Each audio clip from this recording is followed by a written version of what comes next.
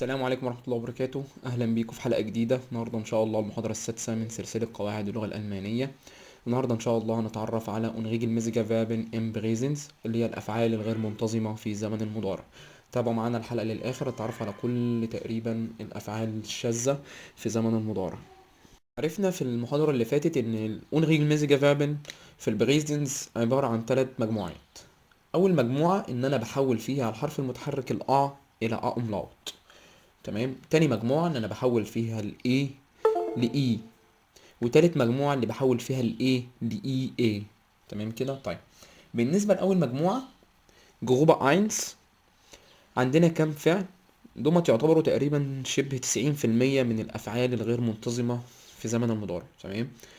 فعل باكن بمعنى يخبز، فعل فاغن بيدي معنى يسافر أو يقود سيارة مثلا، جغابن يعني يحفر، شلاجن يعني يضرب أو يدق، فعل تغاجن يعني يحمل أو يرتدي، فعل فاكسن يعني ينمو أو يكبر، فعل فاشن يعني يغسل، فعل بغاتن يعني يقلي أو يشوي حاجة يعني على النار، فالن يعني يسقط، فعل هالتن يعني أمسك أو التزم، لاسن يعني ترك، فعل غاتن يعني نصح، فعل شلافن يعني نام، فعل انفانجن يعني يستقبل، فعل فانجن يعني أمسك أو اصطاد.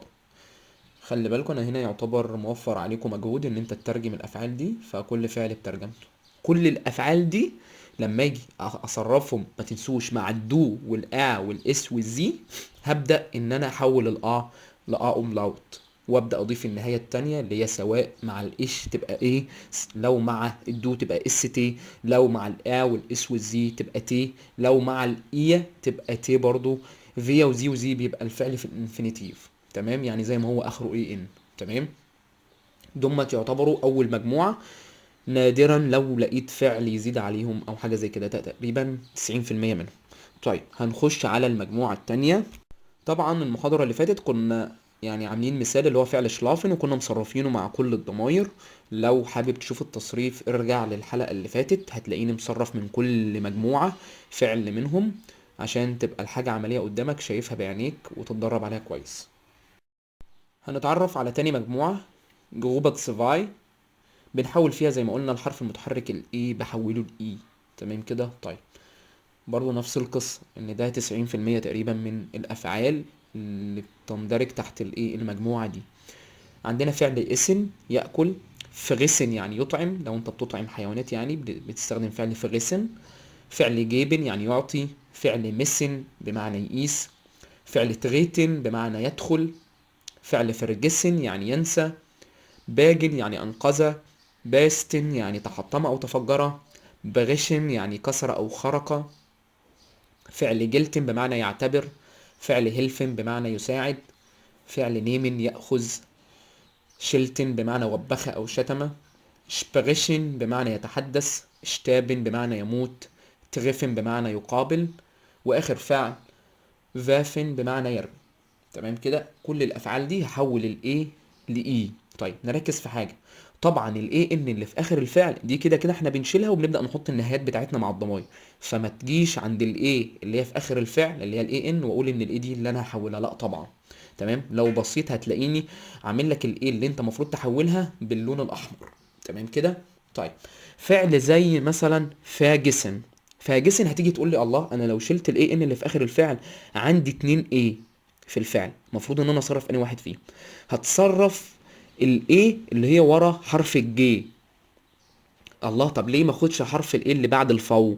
لان ده مقطع، انا حتى عامله لك باللون الاخضر.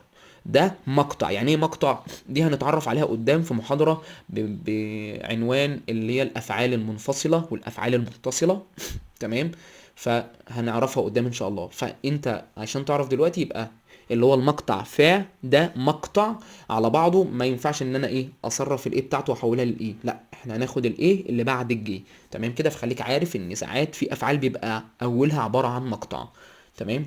طيب في ملحوظة تانية، فعل نيمن في عندي مشكلة، مش بحول الايه بس الاي، لا ده انا بحول الها الى ام. هتقول لي ازاي؟ هقول لك هو الفعل ده بس، يعني الفعل ده بيشذ في الحته دي كمان، ان انا في فعل نيمن بحول الاي ها بحولها لاي ام، وانا عاملها لكم تحت في مثال عشان تبقوا شايفينها اهوت. هيبقى مع الدو نمست، مع الا والاسود دي نمت. تمام كده. اتمنى يكون الشرح واضح. دلوقتي هننتقل للمجموعه الثالثه جروبة غاي. بحول فيها حرف المتحرك الاي لاي اي، زي فعل جشين، فعل بمعنى يحدث، فعل ليزن يعني يقرأ، فعل زين بمعنى يرى، فعل شتيلن بمعنى يسرق، فعل بفيلن يعني يأمر، فعل انفيلن يعني ينصح. طيب برضو نفس الملحوظة قلنا عليها في المجموعة التانية، ان في افعال بتبدأ بمقاطع، زي فعل جيشين اوله المقطع جي اي، فعل بفيلن اوله بي اي اللي هو مقطع البي. تمام. وفعل انفيلن بيبدأ بالمقطع اي ام بي، فده برضو مقطع. دي كلها مقاطع هنعرفها قدام ان شاء الله، بس خليك عارف ان ده مقطع بيبقى مش ملوش علاقه بالفعل نفسه. هو الفعل على بعضه بيدي ايه؟ فايده المقاطع دي انها بتدي يعني فعل فيل لوحده هيدي ترجمه، وفعل انفيل ترجمه تانية خالص.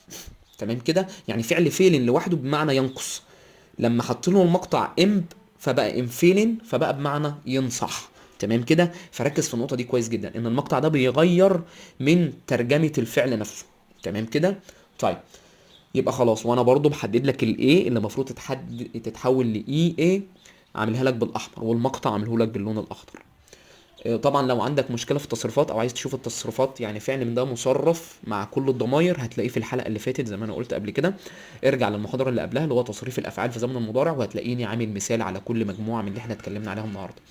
اتمنى تكونوا استفدتوا النهارده ان شاء الله. الافعال اللي هو الغير منتظمه بتبقى عامله مشكله لناس كتير، فانا يعتبر جمعت لكم 90% منها عشان ما تقابلش حاجه من يعني دي تعتبر اكتر افعال هتستخدمها وهتقابلها في ايه، في مذاكرتك ان شاء الله. اقابلكم في حلقه جديده ان شاء الله. لو حد عنده استفسار يكتب لي في الكومنتات. اتمنى تشتركوا في القناه وتفعلوا زر الجرس وتعملوا لايك للفيديو عشان يوصل لاكبر عدد. السلام عليكم ورحمه الله وبركاته.